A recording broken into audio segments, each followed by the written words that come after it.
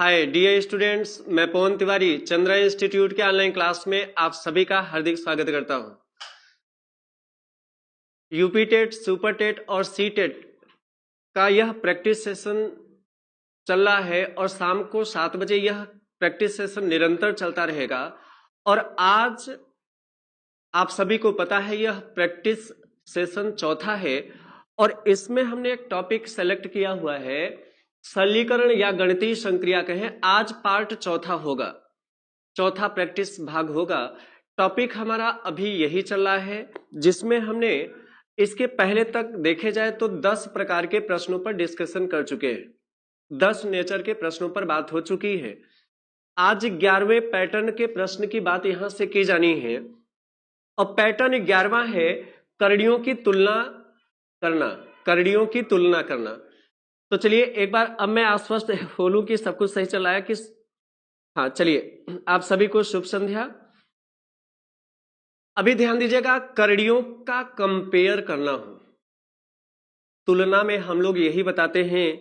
जैसे मान लिया 3-4 करणियां यहां पर दी गई है, कौन सी कड़ी इसमें बड़ी है कौन सी छोटी है, तुलना में यही तो बताया जाता है। जैसे यहां 4 करणियां हैं, अब इन करणियों में मैं आपसे कहूं कि इनका कंपेयर करिए, तो कंपेयर करके आप यही तो बताएंगे कि ये वाली करड़ी बड़ी है, ये छोटी है, इसका आरोही क्रम इतना है।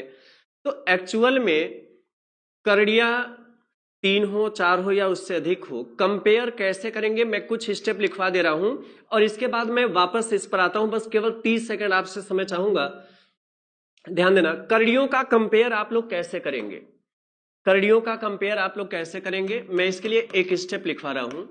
देखिए, सर्वप्रथम करड़ियों को हटाएं। सर्वप्रथम करड़ियों को क्या करेंगे, हटाएंगे। मैं स्टेप लिख दे रहा हूं, करड़ियों का कंपेयर आप लोग कैसे करेंगे। तो पहला स्टेप यह है कि सबसे पहले हम लोग करड़ियों को हटाएंगे। दूसरा स्टेप यह है कि जब करड़ियां हटाएंगे तो घातें भिन्नात्मक हो जाएंगी, तो इसको सरल घात में कैसे बदलेंगे। अब भिन्नात्मक घात को, जो घातें भिन्नों में हो गई है, अब भिन्नात्मक घात को सरल घात में बदलने के लिए, बस 30 सेकंड आपसे समय चाहूंगा। भिन्नात्मक घात को सरल घात में बदलने के लिए क्या करेंगे, बदलने के लिए घातों के हर का लसाअ ज्ञात करके, घातों के हर का लसाअ ज्ञात करके क्या करेंगे, घातों के हर का लसाअ ज्ञात करके प्राप्त लसाअ से सभी घातों में गुणा कर देते हैं। जो प्राप्त लसाअ है उससे सभी घातों में गुणा कर देते हैं। अब आपको यह पता चल जाएगा कि कौन सी करड़ी बड़ी है कौन सी छोटी है।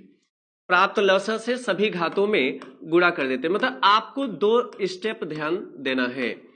सबसे पहला, ये हमारा पहला प्रयास ये होगा कि सबसे पहले करड़ियों को हटाएं। तो कैसे हटेंगे, ऐसा तो है नहीं कि पहले 2-3 व्यक्ति पकड़ के करड़ियों को हटवा देंगे। करड़ियों को हटाने का एक प्रोसेस होता है। प्रोसेस क्या होता है, जैसे मान लिया यहां करड़ी के अंदर यक्ष है, जैसे करड़ी के अंदर यक्ष है, तो यदि यह करड़ी हटाना हो तो करड़ी हट तो जाएगा लेकिन यक्ष पर घात हो जाएगा 1/2। इसी तरीके से जैसे मान लिया यहां थर्ड रूट यक्ष है, अब मैं चाह रहा हूं कि इस करड़ी को हटा दें तो ये करड़ी हट जाएगा लेकिन यक्ष पर घात हो जाएगा 1/3। इसी तरीके से जैसे फोर्थ रूट यक्ष है और हमें ये करड़ी हटाना हो तो ये करड़ी हट जाएगा लेकिन यक्ष पे पावर कितना हो जाएगा, मतलब यहां 2 घात साइलेंट होता है। मतलब स्क्वायर रूट यक्ष, स्क्वायर रूट यक्ष है, जब करड़ी हटाएंगे तो यक्ष पर घात 2 का उल्टा कितना, 1/2। जैसे थर्ड रूट यक्ष है और करड़ी हटाएंगे तो यक्ष पर घात कितना, 3 का उल्टा कितना हो जाएगा, 1/3। इसी तरीके से फोर्थ रूट यक्ष है, तो जब ये करड़ी हटाएंगे तो यक्ष पर 1/4। तो जब देखिए करड़ियों को जब हटाएंगे तो घातें किस में हो जाएगी, भिन्नों में। तो अब भिन्नात्मक घात को सरल घात में बदलने के लिए क्या करेंगे, पहले घातों के हर का लसाअ ज्ञात करेंगे और लसाअ ज्ञात करके जो लसाअ मिलेगा उसी लसाअ से सभी घातों में गुणा कर देते हैं। अब मैं अपने प्रश्न पर आता हूं, स्क्रीनशॉट बना लीजिएगा। ये मैं इसलिए लिख दे रहा हूं ना ताकि नोट्स बनाते समय सहूलियत हो, मतलब एक एक चीजें आप सभी लोग स्पष्ट रूप से समझते चलें। अब यह प्रश्न आपके सामने है, करड़ियों का कंपेयर करना है, कौन सी करड़ी बड़ी है कौन सी करड़ी छोटी है। तो चलिए, हाँ कमेंट आ रहा है, जयबा अंजुम और प्रज्ञा गुप्ता, संध्या, अर्चना, प्रियंका, अमर गुप्ता, शिवांश यादव। चलिए ध्यान दीजिएगा, सबसे पहले इसमें कौन सी करड़ी बड़ी है कौन सी करड़ी छोटी है, यह जानने के लिए पहला स्टेप हमारा यह होगा, करड़ियों को हटाएंगे। आपने नियम में लिखा है कि सबसे पहले करड़ियों को हटाएं, तो चलिए हटाते हैं।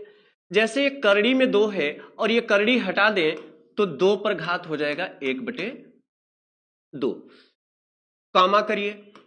आगे देखिए थर्ड रूट 3 है, मतलब ये करड़ी हटाना हो तो 3 पर कौन सा घात आएगा, यहां पर देखिए थर्ड रूट 3 है मतलब क्यूब रूट, तो घात में 1/3 आएगा। इसी तरीके से जब ये वाला करड़ी हटाएंगे तो 4 पर घात कितना हो जाएगा, 1/4, क्योंकि फोर्थ रूट x है, फोर्थ रूट 4, तो जब ये करड़ी हटाएंगे तो करड़ी हट तो जाएगा लेकिन 4 पर कितना घात हो जाएगा, इस 4 का उल्टा कितना, 1/4। और इसी तरीके से जब ये वाला करड़ी हटाएंगे तो 6 पर घात कितना हो जाएगा, 1/6। देखिए पहला स्टेप हमने पूरा किया, इसमें तो कुछ है ही नहीं। सबसे पहले करड़ियां हटाएं तो ये करड़ी हटेगा तो 2 पर घात 1/2 आएगा, जब ये करड़ी हटेगा तो 3 पर घात 1/3, इसी तरीके से आगे भी। मैंने करड़ियां हटा दी, अब क्या करें, जब जैसे ही करड़ियां हटाएंगे सबकी घातें जो है भिन्नों में हो जाएगी। देखिए इसका भी घात भिन्न में, ये भी घात भिन्न में, ये भी और ये भी। तो सवाल ये है, घातें हमेशा ध्यान देना भिन्नों में नहीं लिखते, और घात यहां तो भिन्नों में है तो इसको सरल घात में बदल लीजिए। कैसे बदलेंगे, भिन्नों वाली घात को सरल घात में बदलने के लिए घातों के हर का लसा ले लीजिए। तो बताइए यहां घातों के हर में क्या क्या है, जैसे इस घात का हर 2 है, इस घात का हर 3 है, इस घात का हर 4 है और इस घात का हर 6 है। पहले इसका लसा ले लीजिए। पैटर्न 11वें से मैंने शुरू किया है, 10 पैटर्न तक हो चुके हैं। जो लोग नए जुड़ रहे हैं अवश्य इसके पहले के 3 भाग जरूर देख लीजिएगा। देखिए 2, 3, 4 और 6 का लसा क्या होगा, 12। हमेशा ध्यान देना, लसा वह न्यूनतम संख्या होता है जो दिए गए प्रत्येक संख्या से कट जाए। तो देखिए ऐसी न्यूनतम संख्या बताइए जो 2 से भी कट जाए, 3 से भी कट जाए, 4 से भी कट जाए और 6 से भी, तो वह न्यूनतम संख्या 12 है, क्योंकि 12 2 से भी कट जाएगा, 12 3 से भी, 12 4 से भी, 12 6 से भी, इससे छोटी संख्या नहीं होगी। अब क्या करें, घातों के हर का लसा हमने निकाल लिया, अब क्या करें, आपने दूसरे स्टेप में लिखा था कि भिन्नात्मक घात को सरल घात में बदलने के लिए घातों के हर का लसा ज्ञात करके जितना लसा आ जाए प्राप्त लसा से सभी घातों में गुणा कर देते हैं। जैसे लसा कितना प्राप्त हुआ है, 12, तो 12 से गुणा कर दीजिए, किसमें, सबकी घातों में। तो चलिए मैं यही गुणा कर देता हूं, 12 से गुणा इसमें भी, सबकी घातों में 12 से गुणा करना, इस घात में भी 12 से गुणा, इस घात में भी 12 से और इस घात में भी 12 से। आपका उत्तर आ चुका। देखिए 2 पर घात कितना हो गया, ये 2 से 6 बार में कट जाएगा, ये 12 2 से कट जाएगा, 2 छक्के 12, और ये 3 चौके 12, 3 से 4 बार में कट जाएगा, और ये 12 4 से कट जाएगा, 4 3 12, देखिए ये 3 बार में कट जाएगा, तो 4 पर घात 3, और 6 पर घात कितना, ये 12 6 से कट जाएगा, 6 दूना 12। अब देख लीजिए कौन सी बड़ी है कौन सी छोटी। 2 का गुणा 2 में 6 बार गुणा करेंगे तो 64 आएगा, आएगा कि नहीं, 2 दूना 4, 4 दूना 8, 8 दूना 16, दूना 32, दूना 64।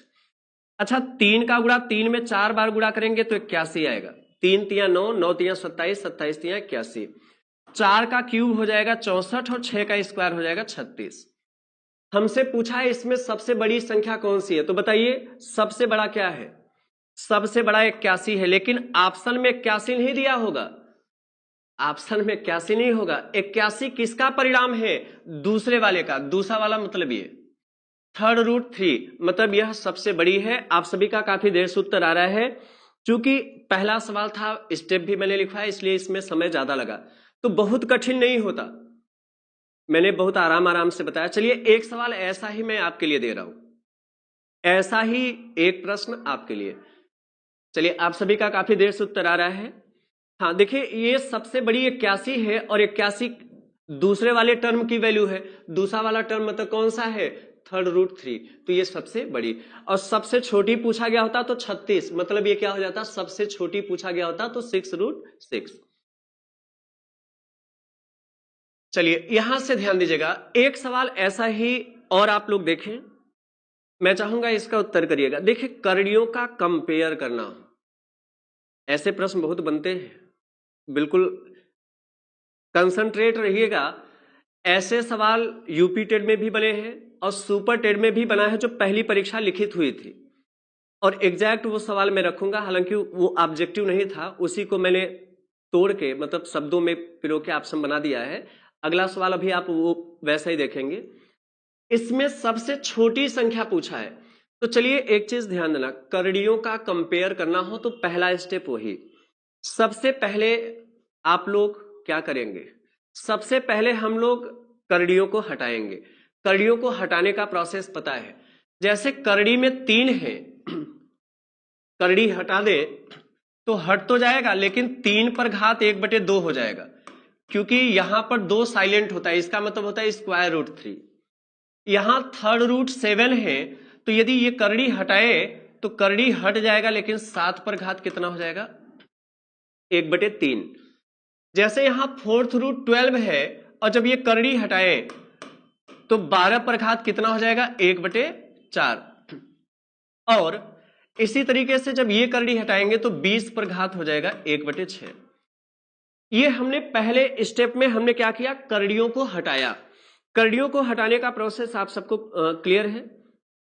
अच्छा, नोटिफिकेशन नहीं आता। अच्छा, ध्यान देना, नहीं अब तुक्का नहीं लगाना पड़ेगा। बहुत अच्छा, आप सभी उत्तर कर रहे हैं। आगे भी शिक्षण के भी बहुत अच्छे अच्छे प्रश्न होंगे, पूरे के पूरे प्रश्न बहुत अच्छे प्रश्न हैं परीक्षा पॉइंट ऑफ व्यू से। ध्यान देना, हमने करणियों को हटा दिया और जैसे ही करणियां हटाया हमने देखा सबकी घातें भिन्नों में हो गई। अब क्या करें? भिन्नों वाली घात को सरल घात में बदलिए। कैसे? पहले इन घातों के हर का लसाअ निकाल लीजिए। तो यहां घातों के हर में क्या क्या है, ध्यान सुनिएगा। घातों के हर, जैसे इस घात का हर 2 है, इस घात का हर 3 है, इस घात का हर 4 है और इस घात का हर 6 है। इसका जब आप लसाअ निकालेंगे तो वही आएगा 12, क्योंकि लसाअ वह न्यूनतम संख्या होता है जो सबसे कट जाए।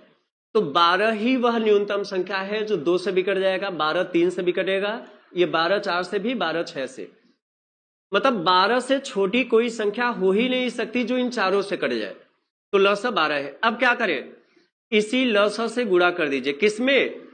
ऊपर जितनी सबकी घातें हैं, जैसे इधर भी 12 से गुणा, इस घात में भी 12 से गुणा, इस घात में भी 12 से गुणा और इस घात में भी 12 से गुणा।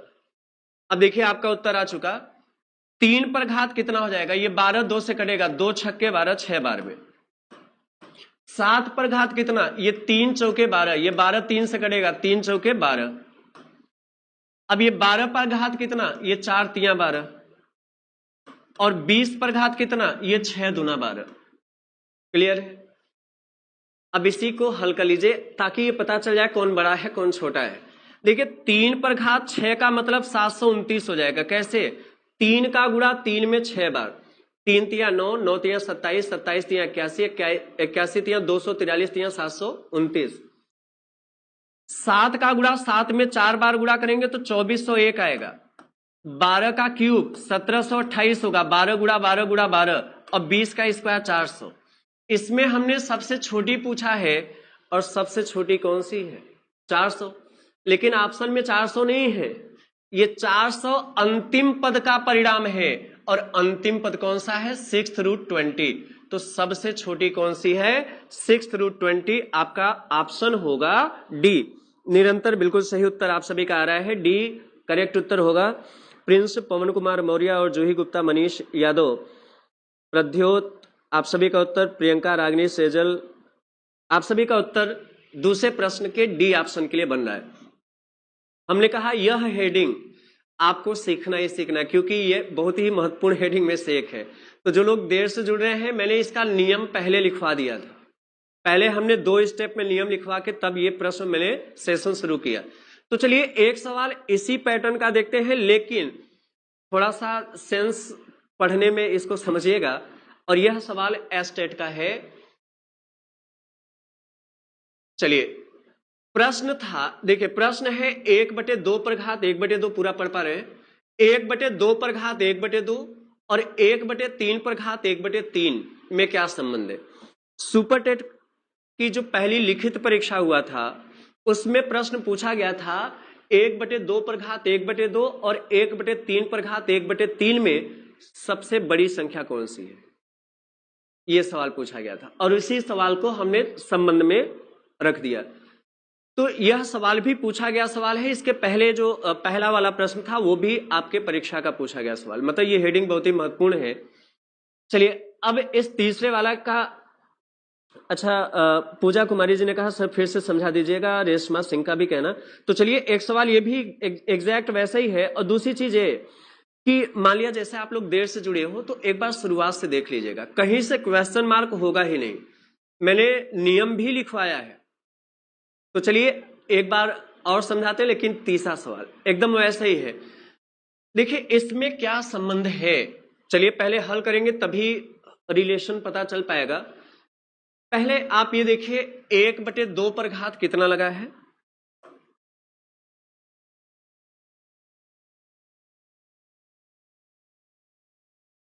चलिए ध्यान देना। 1/2 पर घात, ये 1/2 पूरा ब्रैकेट इधर होगा। 1/2 पर घात 1/2 है और 1/3 पर घात 1/3 है, यही है ना। सबसे पहले ये घात भिन्नों में है, पहले इस भिन्नों वाली घात को सरल घात में बदले, ये नियम होता है, स्टेप होता है। सबसे पहले हम लोग क्या करेंगे, भिन्नों वाली घात को सरल घात में बदलेंगे। जैसे ध्यान देना कैसे बदलेंगे, इस पर घात 1/2 है, इस पर घात 1/3 है, तो घातों के हर का लसा क्या होगा, घातों के हर। जैसे इस घात का हर 2 है और इस घात का हर 3 है, तो पहले 2 और 3 का लौसा लीजिए, इसका लौसा 6 आएगा। 2 और 3 का लौसा कितना आएगा, 6। लौसा मिल गया, कितना है, 6। अब क्या करें, जितना लौसा आया है इसी लौसा से गुणा कर दीजिए, किसमें, इन घातों में। जैसे ध्यान दीजिएगा 1/2 पर घात 1/2 है, पहले आप इसमें भी 6 से गुणा करिए। और 1/3 पर घात 1/3 है, आप इसमें भी 6 से गुणा करिए। 1/3 पर घात 1/3 है, जैसे लौसा 6 आया है तो इसमें भी 6 से गुणा करेंगे और इसमें भी क्या करेंगे, 6 से गुणा। ये मैंने नीचे कर दिया। अब क्या करें, आसान तो हो गया, इसमें अब कुछ बचा ही नहीं। देखिए ये 2 से कटा 3 बार में, 1/2 पर घात 3 आ गया। ये 2 से कितनी बार में कटा, 3 बार में। और ये 6 3 से कटेगा कितनी बार में, 2 बार में। अब यही परिणाम निकाल लीजिए, पता चल जाएगा कौन सा संबंध बनेगा। अच्छा बताइए 1/2 का क्यूब कितना होगा, 1 का क्यूब 1 होगा और 2 का क्यूब 8। 1/2 का क्यूब क्या होगा, 1 का क्यूब करेंगे तो 1 ही आएगा, 1 गुणा 1 गुणा 1। और 2 का क्यूब मतलब 2 का गुणा 2 में 3 बार, 2 दूना 4 दूना 8। और 1/3 का स्क्वायर कितना होगा, 1/9। आप हमें बताइए क्या दोनों बराबर है। जैसे पहला ऑप्शन कह रहा है कि दोनों बराबर है, तो बताइए क्या दोनों बराबर है, नहीं, तो पहला ऑप्शन गलत। दूसरा, अच्छा एक चीज आप हमें बताइए 1/8 बड़ा है कि 1/9, आप इसको प्रैक्टिकली सोचिए। अंश में जो भी है उसको वस्तु की संख्या मान लीजिए और हर में जो है इसको बच्चों की संख्या। जैसे मैं आपसे कह दूं 1 सेब है, 8 बच्चों में बांटना है, यहां ज्यादा आएगा कि 1 सेब है 9 बच्चों में बांटना हो। तो 1 सेब है 8 बच्चे में बांटना है या 1 सेब है 9 बच्चों में बांटना है, तो कहां पर हिस्सा ज्यादा होगा, जहां पर बच्चों की संख्या कम होगी, मतलब ये बड़ा है। कौन, 1/8 ग्रेटर है किससे। कुल मिला के बेहद स्पष्ट है, अंश बराबर होने की स्थिति में जिस भिन्न का हर छोटा होता है वो भिन्न बड़ी होती। तो पहला वाला टर्म बड़ा है दूसरे वाले से, मतलब 1/2 पर घात 1/2 ये बड़ा होगा किससे? 1/3 पर घात 1/3 से। काफी देर से उत्तर आ रहे हैं। धनंजय यादव, रवि वर्मा ने, रीना और बेबी कुमारी, अंशुल कुमार, वरुण, गीता, राजेश, आप सभी का उत्तर बिल्कुल सही है। दिव्या, चलिए मैं आगे बढ़ाऊं। अब पैटर्न चेंज करता हूं। मेरे ख्याल से ये बातें समझ गए हैं। प्रश्न संख्या बढ़े और यहां पैटर्न भी अब चेंज हो रहा है। पैटर्न 12वां है। ऐसे प्रश्न से आप लोग बहुत परिचित हैं और इसलिए मैं आसान वाले प्रश्न पैटर्न का केवल एक एक प्रश्न कराऊंगा। पैटर्न 12वां, जब करड़ी अनंत बार हो तो योग, अंतर व गुणा के बनने वाले प्रश्न। ये हेडिंग बना लीजिएगा। जब करड़ी अनंत बार हो, देखिए जब करड़ी अनंत बार होगी तो या तो प्रश्न योग से बनेगा या अंतर से या गुणा से, भाग पर नहीं बनेगा। योग, अंतर या गुणा।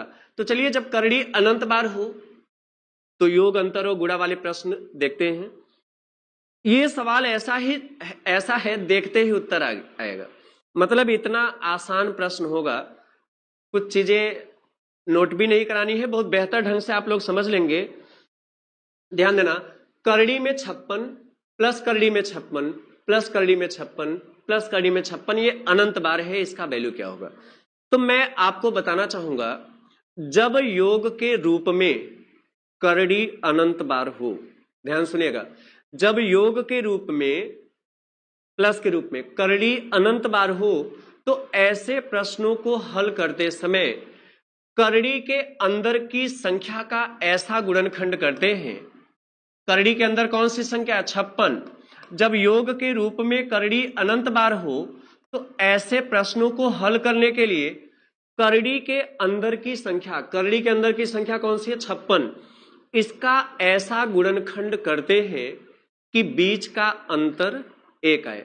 तो 56 का गुणनखंड करिए, ऐसा गुणनखंड करिए कि गुणा करने पर 56 आए और अंतर 1 आए। तो बताइए क्या होगा? 7 गुणा 8। यदि 7 का गुणा 8 में गुणा करें तो 7 गुणा 8 कितना हो जाएगा? 56। करड़ी के अंदर की संख्या का ऐसा गुणनखंड करते हैं कि गुणा करने पर गुणनफल यही आए, 56। और इसका अंतर जो है, ये अंतर कितना है? 1। तो चलिए ऐसा गुणनखंड हो गया। जब ऐसा गुणनखंड हो जाए तो ऐसी स्थिति में, कैसी स्थिति में? जब योग वाला प्रश्न हो तो ऐसे स्थिति में बड़ा वाला गुणनखंड पॉजिटिव और छोटा वाला गुणनखंड निगेटिव होगा और इसका उत्तर या के रूप में एक्सेप्ट किया जाएगा। बड़ा वाला गुणनखंड धनात्मक और छोटा वाला गुणनखंड ऋणात्मक होगा। तो बड़ा गुणनखंड क्या है? 8, ये पॉजिटिव होगा, और या करके छोटा वाला गुणनखंड 7 है, ये क्या होगा? निगेटिव। तो बात समझिएगा, जब योग के रूप में करड़ी अनंत बार हो तो ऐसे प्रश्न को हल करने के लिए करड़ी के अंदर की संख्या लीजिए और उसका ऐसा गुणनखंड करिए कि गुणा करने पर ये 56 आ जाए। 7 गुणा 8 56, और अंतर निकाले तो 1 आए। तो 7 8 का डिफरेंस 1 है। ऐसी स्थिति में बड़ा वाला गुणनखंड पॉजिटिव होगा, छोटा वाला गुणनखंड निगेटिव। तो बड़ा गुणनखंड 8 है पॉजिटिव, छोटा गुणनखंड निगेटिव। अब ध्यान देना, ऑप्शन में +8 भी है, -7 भी है, लेकिन ऐसा ऑप्शन नहीं है। जैसे डी ऑप्शन जहां लिखा है, थोड़ा समझिएगा, यदि डी ऑप्शन में लिखा होता बी या सी दोनों, ध्यान से सुनिएगा, जहां पर डी ऑप्शन में लिखा है 9, यदि इसके स्थान पर यदि मैं लिख देता बी या सी दोनों, तब हम लोगों का ऑप्शन होता डी। लेकिन देखिएगा, +8 भी है, -7 भी है, +8 भी है, निगेटिव में 7 भी है, लेकिन बी या सी दोनों, ये वाला ऑप्शन नहीं है। अतः ऐसी स्थिति में हमेशा पॉजिटिव वैल्यू ही एक्सेप्ट करेंगे।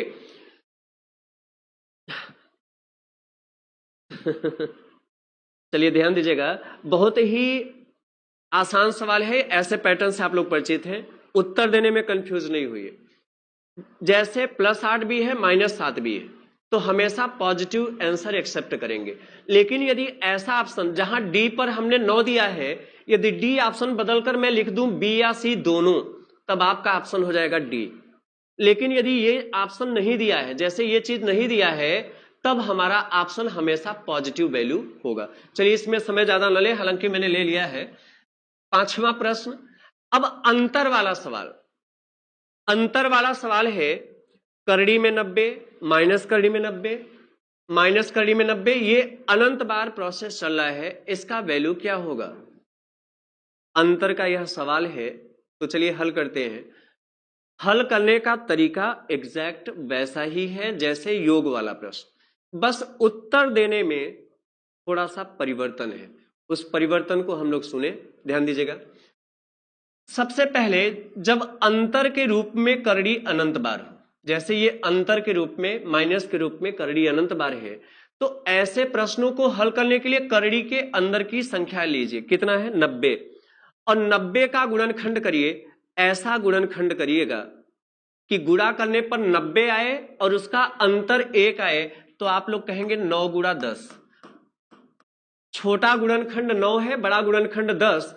ऐसा 90 का ऐसा गुणनखंड करिए कि गुणा करने पर 90 आ जाए और अंतर 1 आए, तो 9 और 10 का अंतर कितना है? 1। अब उत्तर करिए। देखिए जब उत्तर करेंगे तो बस थोड़ा सा परिवर्तन है। जब बीच में प्लस का चिन्ह लगा होता तो बड़ा वाला गुणनखंड धनात्मक और छोटा वाला गुणनखंड ऋणात्मक होता। कब? जब बीच में प्लस का चिन्ह लगा होता, यहां आगे माइनस करके तब डॉट डॉट होगा। जब प्लस नहीं माइनस है, तो अब उत्तर क्या होगा? उसका उल्टा, अब बड़ा वाला गुणनखंड ऋणात्मक होगा और छोटा वाला गुणनखंड धनात्मक। तो बड़ा वाला गुणनखंड ऋणात्मक और छोटा वाला गुणनखंड धनात्मक, तो छोटा गुणनखंड 9 है, ये पॉजिटिव होगा, और जो बड़ा वाला गुणनखंड है निगेटिव, लेकिन उत्तर या के रूप में करेंगे। ऐसे प्रश्न के 2 उत्तर इसलिए मिलते हैं क्योंकि जब इसको यक्ष मान के हल करेंगे तो एक द्विघात समीकरण बनेगा, और उस द्विघात समीकरण का फैक्टर करेंगे तो ये दोनों परिणाम निकल कर आएगा। अब ऑप्शन लीजिए। ऑप्शन में +9 भी है, -10 भी है, इसलिए हम सभी का ऑप्शन बनेगा डी। ए या बी दोनों, हम सभी का ऑप्शन क्या होगा? डी। काफी देर से आप सभी के उत्तर डी के लिए बन रहे हैं निरंतर। हाँ बिल्कुल, डी बन रहा है। मुकुल गोयल, नवीन वर्मा, अमन और देवश्री, वंदना मौर्य, अजय पांडे, आप सभी का उत्तर निरंतर सही है। बहुत अच्छा। अभी आगे शिक्षण के भी बहुत अच्छे अच्छे प्रश्न है, हालांकि ये हेडिंग थोड़ा आसान है, पिछले के अपेक्षा बहुत आसान है। तो योग वाला सवाल हो गया, अंतर वाला सवाल हो गया। अब एक प्रश्न गुणा वाला देख लेते हैं। अच्छा, गुणा वाला प्रश्न बताने से पहले एक पॉइंट में नोट कराना चाहूंगा, थोड़ा सा समझ लीजिएगा, इसके बाद में प्रश्न पर आ जाऊं। जैसे एक बात समझिएगा, यदि मान लिया करड़ी में यक्ष गुणा करड़ी में यक्ष गुणा करड़ी में यक्ष, ये डॉट पॉइंट का मतलब गुणा होता है। करड़ी में यक्ष गुणा करड़ी में यक्ष गुणा करड़ी में यक्ष, यदि यह गुणा अनंत बार हो तो ऐसे प्रश्न का उत्तर वही संख्या होता है जो करड़ी के अंदर की राशि होगी। मतलब यदि ऐसा हो तो इसका जो रिजल्ट आएगा तो इसका रिजल्ट भी बराबर होगा x। मेरे कहने का मतलब आप समझ पाए कि नहीं? चलिए मैं इसको शब्दों में बोल रहा हूं, ध्यान देना। यदि गुणा के रूप में करड़ी अनंत बार हो, ध्यान सुनिएगा, यदि गुणा के रूप में करड़ी अनंत बार हो तो ऐसे प्रश्नों का रिजल्ट वही संख्या होता है जो करड़ी के अंदर की राशि होती है। जैसे मैं एक छोटा सा हिंट आपको दे रहा हूं। जैसे मैं आपसे ये कहूं कि करड़ी में 7 गुणा करड़ी में 7 गुणा करड़ी में 7 गुणा करड़ी में 7, ये अनंत बार है। मैं आपसे पूछूं कि इसका उत्तर क्या होगा, ये अनंत बार है। अब मैं आपसे पूछूं कि इसका उत्तर क्या होगा, तो आप लोग कहना कि इसका उत्तर भी 7 होगा। मतलब यदि गुणा के रूप में करड़ी अनंत बार है तो ऐसे प्रश्न का उत्तर एग्जैक्ट वही संख्या होता है जो करड़ी के अंदर की संख्या है। जैसे करड़ी में 7 गुणा करड़ी में 7 गुणा करड़ी में 7 अनंत बार है तो इसका उत्तर भी 7 आएगा। आप कहेंगे कैसे? देखिए कभी कभी बहुत जल्दी उत्तर आ जाए तब भी विश्वास नहीं होता। देखिए जल्दी उत्तर आ जाए तो कभी कभी या तो गणित के ऊपर सवाल खड़ा होता है या तो खुद पर प्रश्न उठता है कि वास्तव में होगा कि नहीं। तो चलिए कंफ्यूज नहीं हुई, मैं समझा दे रहा हूं कैसे। जैसे हमसे पूछा है कि करड़ी में 7 गुणा करड़ी में 7 गुणा करड़ी में 7 अनंत बार है, हमसे पूछा इसका वैल्यू क्या होगा। तो हमने मान लिया कि इसका जो वैल्यू होगा ये बराबर कितना होगा, x। हमने माना कि इसका रिजल्ट क्या आएगा, x। इसका रिजल्ट x होगा। अच्छा, x का वैल्यू तब तक नहीं आएगा जब तक कि ये पूरी की पूरी करड़ी कैंसिल ना हो जाए। जब तक पूरी की पूरी करड़ी कैंसिल नहीं होगी x का उत्तर नहीं आएगा। अब करड़ी कैंसिल कैसे करेंगे, तो करड़ी को कैंसिल करने का तरीका यह है दोनों साइड से वर्ग करें। ये चीजें मैंने कल भी बताया था। तो करड़ी हटाने के लिए हमने क्या किया, दोनों पक्षों से वर्ग, बहुत बड़ा नहीं है, केवल 2 लाइन का सवाल है, ध्यान सुन लीजिएगा। दोनों पक्ष का वर्ग कर दें, ये दिखा देते हैं कि यही उत्तर होगा कि नहीं। तो जब दोनों पक्ष से वर्ग करेंगे तो इधर बाएं पक्ष का भी वर्ग करेंगे, उधर दाहिने पक्ष का भी। अच्छा, जब बाएं पक्ष का वर्ग करेंगे तो ये पूरे का वर्ग करेंगे, और जब पूरे का वर्ग करेंगे तो ये पहली वाली करड़ी जो पूरे को ढक रही थी ये कैंसिल हो जाएगी। तो जब ये पहली वाली करड़ी कैंसिल हो जाएगी तो ये जो 7 है ये करड़ी से बाहर निकल आएगा, लेकिन दूसरा वाला करड़ी रहेगा, मतलब ये वाला करड़ी में 7 रहेगा, दूसरा वाला करड़ी में 7 रहेगा, अगुड़ा ये तीसरा वाला भी करड़ी में 7 रहेगा। आगे डाट डाट है तो इसका मतलब और भी करड़ी में 7 है तो वो भी रहेगा, है क्या, है ही। ये अनंत बार, ये बराबर x²। फिर से बात समझिएगा, करड़ी में 7 गुणा करड़ी में 7 गुणा करड़ी में 7 अनंत बार हमने माना बराबर x है। करड़ी हटाने के लिए हमने दोनों पक्ष से वर्ग किया, तो वर्ग करेंगे तो अनंत बार करड़ी कैंसिल नहीं होगी, केवल एक बार कैंसिल होगी। मतलब ये जो पहली वाली करड़ी है ये कैंसिल हो जाएगी, तो ये 7 इस करड़ी से बाहर निकल आया, लेकिन ये वाली करड़ी रहेगी करड़ी में 7, फिर गुणा करड़ी में 7 ये भी रहेगा, आगे भी करड़ी में 7 है, चूंकि अनंत बार है तो ये अनंत बार रहेगा बराबर x का जब वर्ग करेंगे तो x²। अच्छा, समीकरण 1 को ध्यान से देखिए, करड़ी में 7 गुणा करड़ी में 7 गुणा करड़ी में 7 ये अनंत बार है, तो हमने माना है कि इसकी वैल्यू x होगी। यदि करड़ी में 7 गुणा करड़ी में 7 गुणा करड़ी में 7 अनंत बार है तो इसकी वैल्यू क्या होगी, x। तो बताइए है कि नहीं, करड़ी में 7 गुणा करड़ी में 7 गुणा करड़ी में 7 अनंत बार बराबर x है। तो यहां देखिए, यहां भी तो करड़ी में 7 अनंत बार है, देखिए करड़ी में 7 गुणा करड़ी में 7 गुणा करड़ी में 7 अनंत बार है, तो इसकी वैल्यू x के बराबर हो जाएगी समीकरण 1 से। तो यहां 7 डाट का मतलब गुणा है, इस पूरे का वैल्यू x हो जाएगा और बराबर x²। अच्छा, ये गुणा x दाहिनी हो जाएगा तो भाग हो जाएगा, तो 1x से 1x कट गया तो x बराबर 7 आ गया। अतः निष्कर्ष निकलता है, अब ये चीजें इतना डिटेल हल करने की आवश्यकता नहीं, बस केवल माइंड में सेट कर लीजिए। यदि गुणा के रूप में करड़ी अनंत बार हो, यदि गुणा के रूप में करड़ी अनंत बार हो तो ऐसे प्रश्नों का उत्तर वही संख्या होता है जो करड़ी के अंदर की राशि होती है। तो हाँ, आप सभी का उत्तर 7 बन रहा है। तो चलिए अब इसी पैटर्न का जो सवाल है मैं यहां से देख रहा हूं। आज प्रश्न इसलिए थोड़ा कम हो पाया क्योंकि अभी आगे भी प्रश्न है, ऐसा नहीं होना, क्योंकि मैं एक एक चीजें ओपन कर रहा हूं जिस कारण समय लग जा रहा है। ध्यान देना, यहां यदि भी लिखा होगा, यदि करड़ी में 7 गुणा करड़ी में 7 गुणा करड़ी में 7 अनंत बार है, ये बराबर 343 पर घात x-1 है, तो x का वैल्यू क्या होगा आप सभी जानते हैं, अभी अभी मैंने बताया। यदि गुणा के रूप में करड़ी अनंत बार हो तो ऐसे प्रश्न का उत्तर क्या होता है, वही संख्या होता है जो करड़ी के अंदर की राशि होती है। तो अभी अभी ये सवाल आपने हल किया, कौन सा, देखिए ये बायां पक्ष है, ये दाहिना पक्ष है, ये दोनों पक्ष बराबर है। तो आप बताइए करड़ी में 7 गुणा करड़ी में 7 गुणा करड़ी में 7 अनंत बार है, तो इसका उत्तर भी 7 आएगा। कितना आएगा, 7। अभी अभी तो आपने हल किया, करड़ी में 7 गुणा करड़ी में 7 गुणा करड़ी में 7 अनंत बार है, तो इस बाएं पक्ष का वैल्यू क्या हो जाएगा, ये बराबर 7 हो जाएगा। कैसे, अभी अभी मैंने आपको बताया।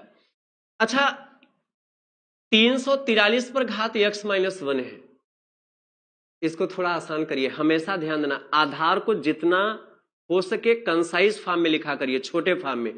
तो 343 को आप लिख सकते हैं 7 गुणा 7 गुणा 7, क्योंकि जब 343 का गुणनखंड करेंगे तो पहले 7 से कटेगा कितनी बार में, 7 चौक 28, 6 63, 7 9 63, फिर 7 से ये 7 बार में कटेगा, फिर 7 से 1 बार में।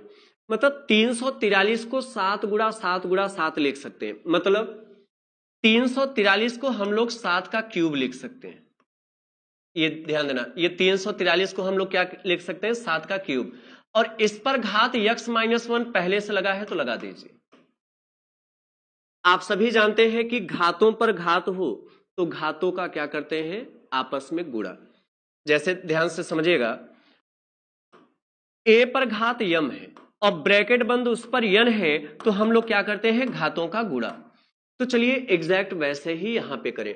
7 बराबर, देखिए इस घात पर भी घात है तो हम लोग क्या करें, 3 का गुणा x में भी, 3 का गुणा -1 में भी, तो क्या हो जाएगा, मतलब 3 का गुणा x-1 में गुणा करेंगे तो 3 का गुणा x में 3x हो गया, और 3 का गुणा -1 में तो माइनस। अच्छा अभी ध्यान से सुनिएगा, ये दोनों पक्ष बराबर है। अंतिम स्टेप है, बहुत बड़ा सवाल नहीं था ये। दोनों पक्ष बराबर है और दोनों तरफ के आधार भी समान है। दोनों पक्ष क्या है, बराबर है, और दोनों तरफ से आधार भी समान है, अतः इनकी घातें भी समान होंगी। क्योंकि आप सभी ये नियम जानते हैं, कौन सा, यदि a पर घात यम बराबर a पर घात यन हो, तब ऐसी स्थिति में यम बराबर यन होता है। मतलब यदि दो पक्ष बराबर है और दोनों के आधार भी समान हो, जैसे a पर घात यम बराबर है a पर घात यन के, ये दोनों पक्ष बराबर है और दोनों तरफ के आधार भी समान है, तो बेशक इनकी घातें भी बराबर होंगी, तो यम बराबर यन। एग्जैक्ट वे में 7 पर घात 1, यदि कोई घात ना हो तो 1 होता ही है। 7 पर घात 1 बराबर 7 पर घात 3x - 3 है, तो दोनों पक्ष बराबर है, दोनों के आधार भी समान है, इसलिए दोनों की घातें भी बराबर होगी। इसलिए हम कह सकते हैं कि 3x - 3 ये बराबर हो जाएगा किसके, 1 के। तो ये -3 उधर जाएगा तो प्लस हो जाएगा। देखिए 3x - 3 बराबर 1 के हो जाएगा, तो -3 उधर प्लस हो जाएगा, तो 3x बराबर कितना, 1 और +3 4, तो x बराबर कितना हो गया, 4/3। वैसे बहुत देर से आप सभी को उत्तर आ रहे हैं, मैं चलिए काफी देर से मैंने कमेंट आप सभी का नहीं लिया, बहुत अच्छा आप सभी उत्तर कर रहे हैं। चलिए कोई देखिए एक चीज है, बहुत जल्दबाजी नहीं करिए, एक एक चीजें बहुत आराम आराम से सीखिए। मेरा ये उद्देश्य है कि जो लोग अभी पहली बार जुड़ रहे हैं या जिनका मैथ्स में थोड़ा कैलकुलेशन वीक है, तो मैं सबको ध्यान में रखते हुए आप लोग केवल पेशेंस रखिए, मैं सारी चीजें बताऊंगा।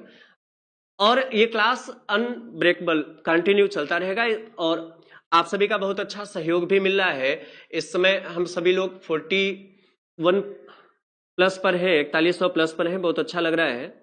चलिए ध्यान दीजिएगा, अब यह पैटर्न 13वां होगा, यह पैटर्न 13वां होगा, वर्गमूल से योग अंतर पर बनने वाले प्रश्न। लेकिन मैं चाहूंगा इस सवाल का उत्तर आप लोग खुद से करिएगा। अभी मैंने कॉन्सेप्ट नहीं बताया, कल मैं यही पैटर्न 13वें से ही शुरुआत करूंगा। ध्यान से सुनिएगा, अभी शिक्षण से संबंधित कुछ प्रश्न कराने हैं, ध्यान देना। जब मैं कल का मतलब 5वां प्रैक्टिस पार्ट जब मैं कंटिन्यू करूंगा, ये पार्ट चौथा चला है, तो जब कल मैं पार्ट 5वें की शुरुआत करूंगा शाम 7 बजे, तो यही पैटर्न 13वें से, और इससे रिलेटेड कुछ पॉइंट है जिसको हमें नोट भी कराना है। मैं फिर भी चाहूंगा, अभी मैंने कुछ बताया नहीं, लेकिन फिर भी मैं चाहूंगा एक बार अपना प्रयास करके इसका उत्तर कमेंट बॉक्स में देने का प्रयास करिएगा, और कुछ शिक्षण से संबंधित प्रश्न हो जाए, है ना। तो चलिए मैं चाहूंगा स्क्रीनशॉट बनाइएगा, एक बार अपने तरफ से ट्राई करिएगा कि इसको कैसे हल करना। बाकी 13वें पैटर्न से शुरुआत मैं कल करूंगा, और इससे संबंधित 2 पॉइंट है उसको नोट भी कराएंगे, मतलब जोड़ने और घटाने से संबंधित 2 फैक्ट है, योग से और अंतर से, वो 2 पॉइंट मैं नोट करवाऊंगा और फिर इसको हल कराऊंगा। लेकिन एक बार अपने से ट्राई करिएगा, देखिए कोई कठिन नहीं है, आप सभी लोग उत्तर कर लेंगे। तो चलिए कुछ शिक्षण से संबंधित प्रश्न हो जाए। अच्छा इसमें अभी 3 प्रश्न है, ये जो पैटर्न चल रहा है परेशानी हुई है, कल मैं यहीं से शुरुआत करूंगा, ये नहीं सोचना ये पैटर्न छूट जाएगा। मैं 13वें पैटर्न से चलूंगा, इसमें 7वां 8वां और 9वां सवाल है, इसको मैं कल कराऊंगा, उसको 1 2 3 बना के सीक्वेंस में रहेगा। चलिए कुछ प्रश्न शिक्षण के हो जाए, ध्यान से सुनिएगा। तो ये नहीं सोचना मैंने 3 प्रश्न छोड़ दिया, है ना। ये नहीं सोचिएगा कि मैंने पैटर्न छोड़ दिया, मैं 13वें से शुरुआत करूंगा, आश्वस्त हो जाइएगा, है ना। और कुछ पॉइंट नोट देखिए, मैं नोट इसलिए करा देता हूं, मैंने आपसे कहा था ना कि सिस्टमेटिकली नोट्स बनाते चलिए, तो मेरा फोकस ये है कि आप सभी लोग पैटर्न दर पैटर्न अच्छे से लिखते चलिए, ताकि बाद में जब पढ़िए, क्योंकि बाद में वीडियो पता चला खोजे नहीं मिला, तो आप लोग जब नोट्स बनाए रहेंगे तो पढ़ने में सहूलियत होगी। इसलिए हर जरूरी पॉइंट को मैं नोट कर देता हूं। मैं थोड़ा समय जरूर लेता हूं, लेकिन ये मेरा एक सिस्टम है, तो आप लोग परेशान नहीं होना, बिल्कुल धैर्य रखिएगा, सब कुछ क्लियर होगा। देखिए सवाल ये है, मैं हाँ जूम तो है, आप ये वाला ऑप्शन थोड़ा सा कम दिखाई दे रहा है ध्यान देना। गणित समावेशी कक्षा में, ध्यान सुनिएगा, गणित समावेशी कक्षा में दृष्टिबाधित शिक्षार्थियों की आवश्यकताओं को संबोधित करने के लिए आपकी क्या नीति होगी।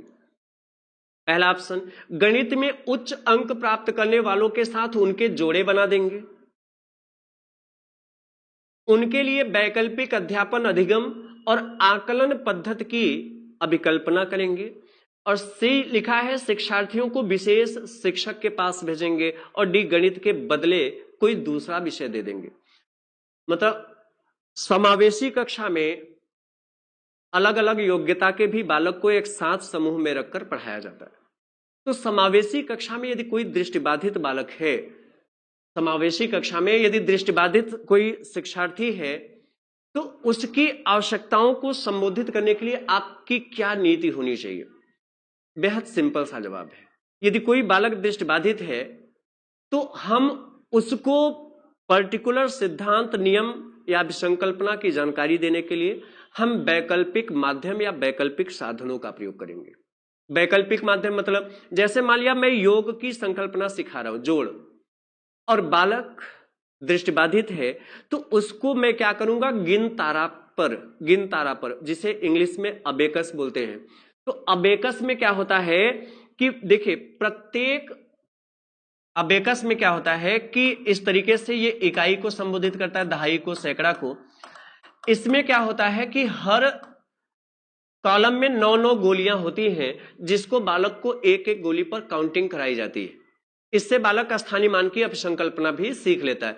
तो हम वैकल्पिक शिक्षा साधनों का प्रयोग करेंगे।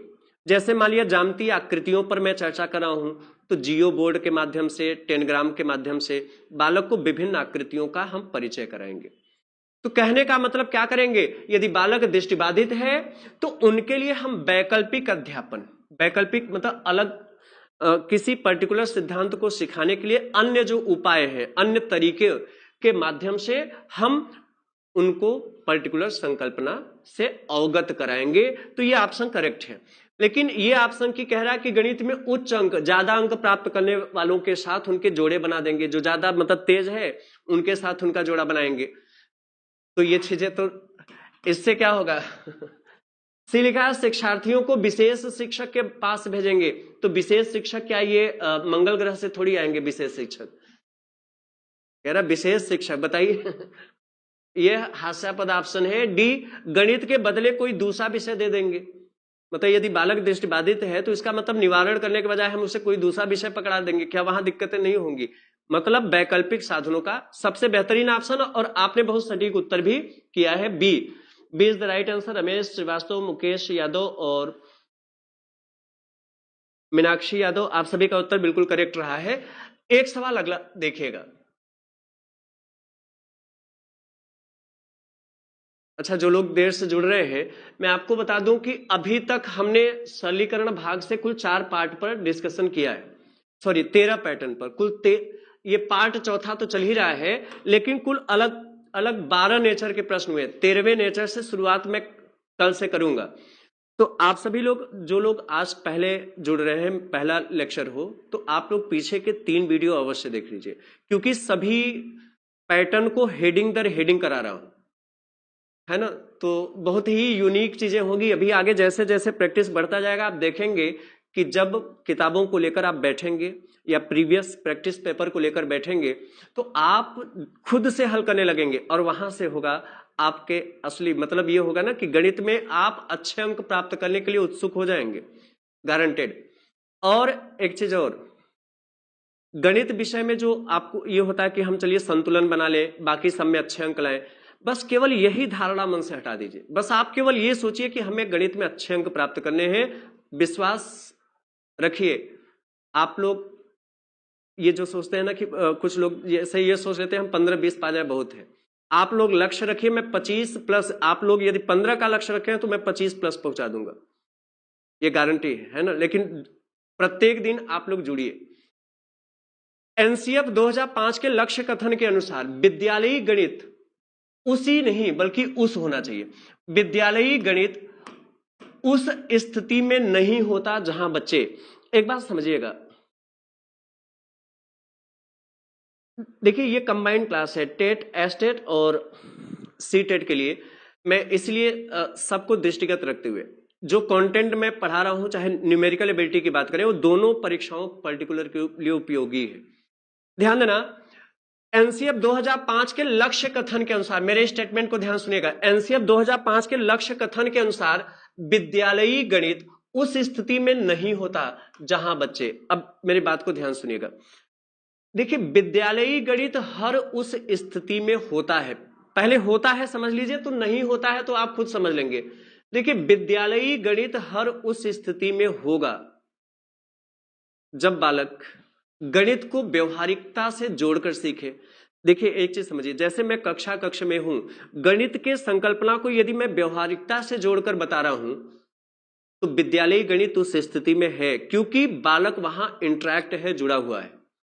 यदि गणित के ज्ञान को व्यवहारिकता से प्रस्तुत करूं, यदि बालक गणित में मन लगा रहे हैं, इंटरेस्ट ले रहे हैं, और यदि बालक गणित में इंटरेस्ट ले रहे हैं तो समझिए विद्यालयी गणित उस स्थिति में है, क्योंकि मन तभी लगेगा जब बालक सिद्धांत को सीख रहा होगा, और सिद्धांत को सीख रहा होगा तो इसका मतलब शिक्षण जो होगी एक्टिविटी सेंटर्ड होगी, क्रिया केंद्रित होगी, और क्रिया केंद्रित होगी तो बालक का मन उस स्थिति में लगा रहेगा।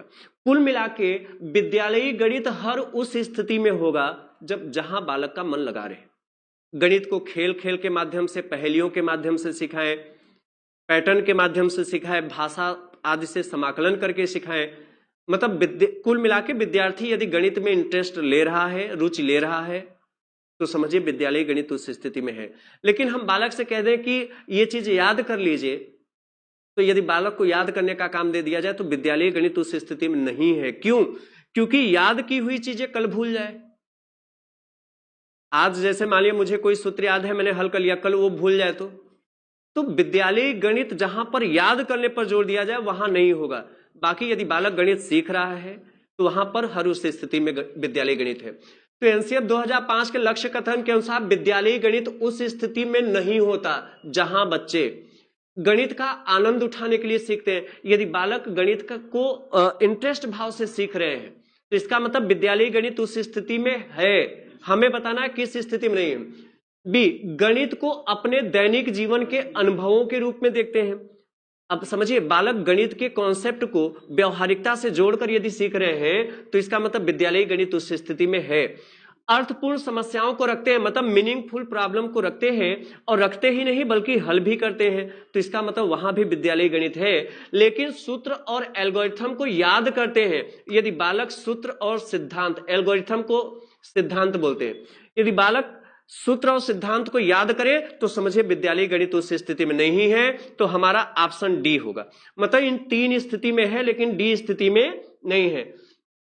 चलिए अब मैं प्रश्न संख्या 1 और 12वां देखिएगा। एनसीएफ 2005 के अनुसार विद्यालय में गणित उन परिस्थितियों में पनपता है जबकि, वही बातें हुई जो पिछली में हुई। देखिए विद्यालय में गणित उन परिस्थितियों में पनपेगा। पनपेगा मतलब विकसित होगा।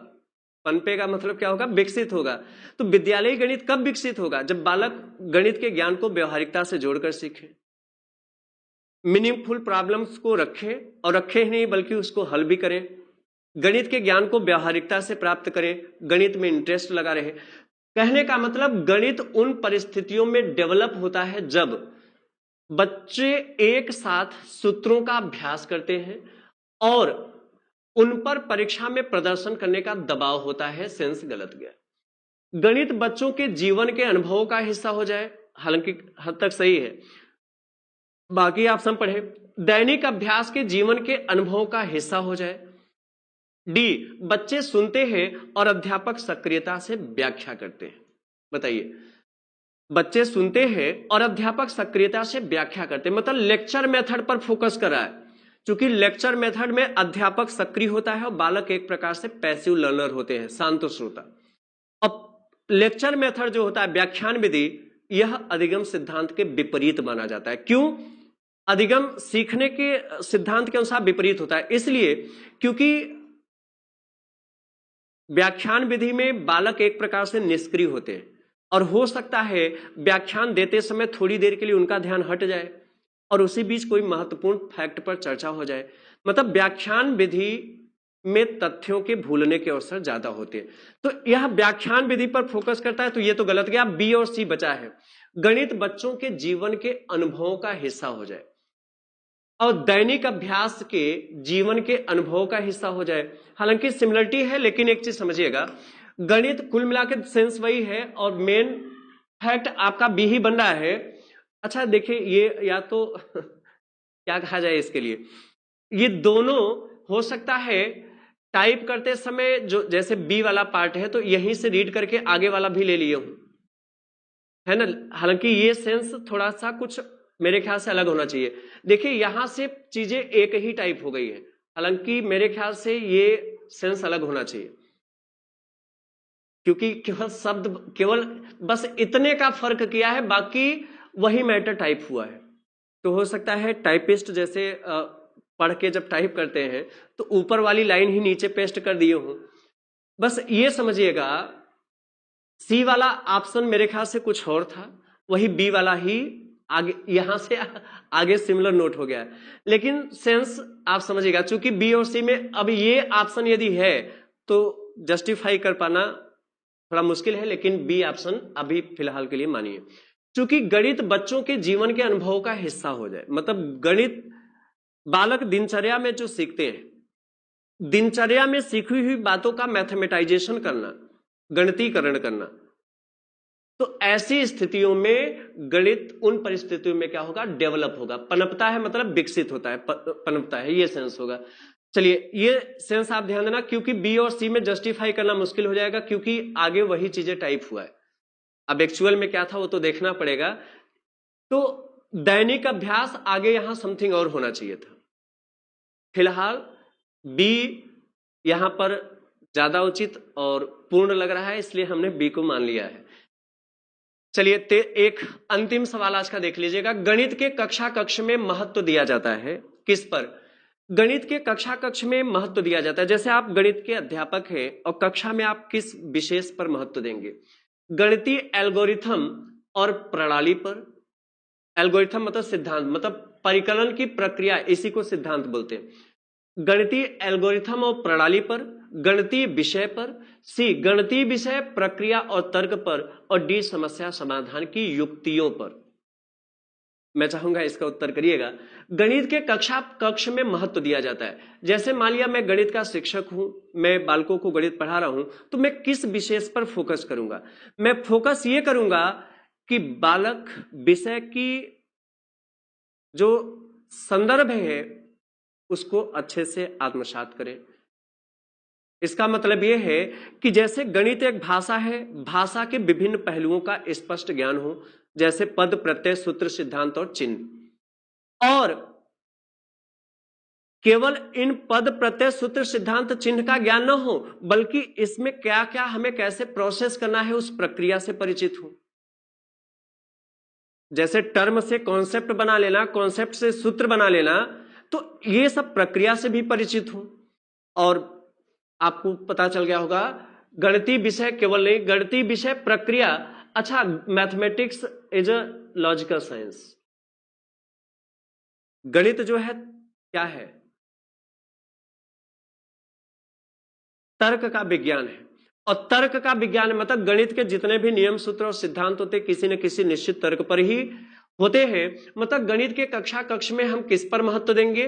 गणितीय विषय मतलब गणितीय विषय का सेंस भाषा से है, जिसमें पद प्रत्यय सूत्र सिद्धांत की जानकारी हो, उसके क्रमबद्धता और एप्लीकेशन की जानकारी हो मतलब प्रक्रिया की, और बालक कहां तक तर्क कर पा रहा है, क्योंकि गणित के जितने भी नियम सूत्र सिद्धांत होते हैं वो तर्क पर ही आधारित होते हैं। अतः हम किस पर महत्व देंगे? सी ऑप्शन पर। केवल समस्या समाधान की युक्ति मतलब उपाय, केवल समस्या समाधान के उपाय पर नहीं। कोई समस्या हल हो जाए तो केवल यहीं तक महत्व देना मतलब यहीं तक सीमित करना नहीं, बल्कि तर्कात्मक कौशल डेवलप होगी तो खुद ब खुद ये सारी चीजें उपाय डेवलप होंगी। गणितीय विषय का मतलब गणित की भाषा से ही इतना समझिएगा। तो इसमें 13 का हम सभी का ऑप्शन बनेगा सी। तो यह प्रश्न आप सभी लोग देख रहे हैं। इसमें आगे जब मैं कल शुरुआत करूंगा मतलब सरलीकरण के भाग 5 की, पार्ट 5 की, तो 13वें पैटर्न से शुरुआत करेंगे जहां से आज मैंने क्लास छोड़ा है। तो आप सभी लोग कल भी 7 बजे उपस्थित रहिएगा, और तुरंत बाद अभी विक्रम सर लाइव हो रहे हैं। तो चलिए आज की क्लास फिलहाल बस इतना ही रखते हैं। अगली क्लास में शाम को 7 बजे आप सभी से मुलाकात करते हैं। आप सभी की सक्रियता के लिए आप सबको बहुत बहुत धन्यवाद। Thank you so much.